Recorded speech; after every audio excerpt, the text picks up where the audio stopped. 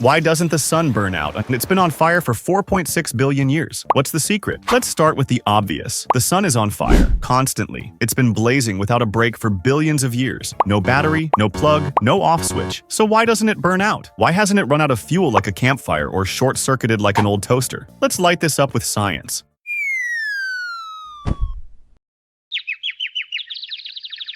Contrary to what cartoons may suggest, the sun isn't just a big fireball in space. That might be poetic, but it's not accurate. The sun is a massive sphere of plasma. Plasma is basically gas that's been superheated until electrons start peeling off atoms. It's composed mostly of hydrogen and helium, with a few other elements sprinkled in. It's about 865,000 miles wide, weighs 330,000 times more than Earth, and is so massive that its gravity holds the entire solar system together. And despite what it looks like, the sun isn't burning in the normal sense. There's no oxygen in space, so no flames like you'd see in a fireplace. What the sun is doing is far more intense: nuclear fusion. At the sun's core, the temperature hits around 27 million degrees Fahrenheit. At that heat, atoms get stripped down and smashed together. When hydrogen atoms are forced close enough, they fuse to form helium. This process releases an enormous amount of energy. It's called nuclear fusion, and it's the reason the sun glows. Every second, the sun fuses about 600 million tons of hydrogen into helium. A tiny fraction of that mass gets converted directly into energy, and thanks to Einstein's equation, E equals mc squared, even a little mass can become a lot of energy. That energy radiates out from the core, travels through various layers of the sun, and finally escapes as sunlight, heat, and radiation. So no, it's not burning, it's fusing, and that makes all the difference. So why hasn't it run out yet? Because the sun is incredibly rich in fuel. Even though it burns through 600 million tons of hydrogen every second, it started with so much that it's barely halfway done. Right now,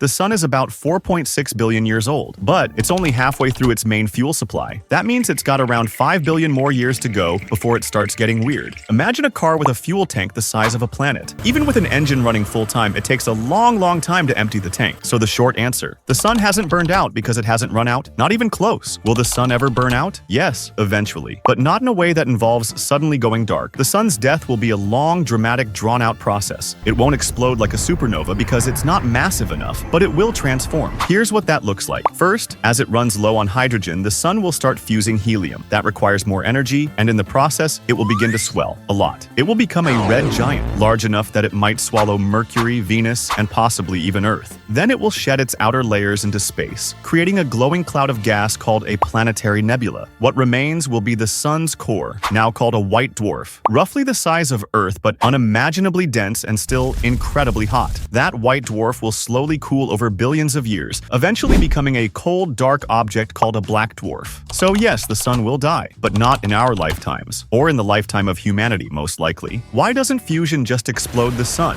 Fusion releases ridiculous amounts of energy, so what keeps it from blowing the sun apart? Gravity. There's a constant balance inside the sun. Gravity pulls everything inward, trying to collapse the star. Fusion pushes outward, trying to expand it. This balance is called hydrostatic equilibrium. It's like a cosmic tug of war, where both sides are evenly matched. As long as that balance holds, the sun stays stable. What if the sun suddenly went out? Let's be clear, it won't. But for the sake of imagination, let's say it did. For about 8 minutes, nothing would happen on Earth. That's how long it takes sunlight to travel from the sun to us. Then, all at once, daylight would vanish. The sky would go black, even at noon. Temperatures would drop quickly, below minus 100 degrees Fahrenheit within days. Photosynthesis would stop, plants would die, food chains would collapse. Within weeks, oceans would begin to freeze from the surface down. Some life might survive underground or near hydrothermal vents, but surface life, as we know it, would be done. So yes, the sun is kind of important. So why doesn't the sun burn out? Because it isn't burning in the first place. It's undergoing nuclear fusion, and it has enough hydrogen fuel to keep that process going for billions of years. Gravity and fusion work together to keep everything in balance, and as long as that balance holds, the sun continues to shine. So the next time you feel sunlight on your face, remember, it came from an unimaginably powerful nuclear reaction happening 93 million miles away. The sun doesn't burn out because it's not a campfire. It's a self-sustaining fusion reactor designed by nature and powered by physics. It may seem eternal, but even stars have lifespans, and right now we're lucky to be alive in the sun's golden years. Did you always think the sun was just a giant ball of fire? What other space mysteries do you want us to break down? Tell us below. Your question might become our next big episode. And if you enjoyed this breakdown, don't forget to like, subscribe, and keep those notifications on, because science never sleeps, and neither does the sun.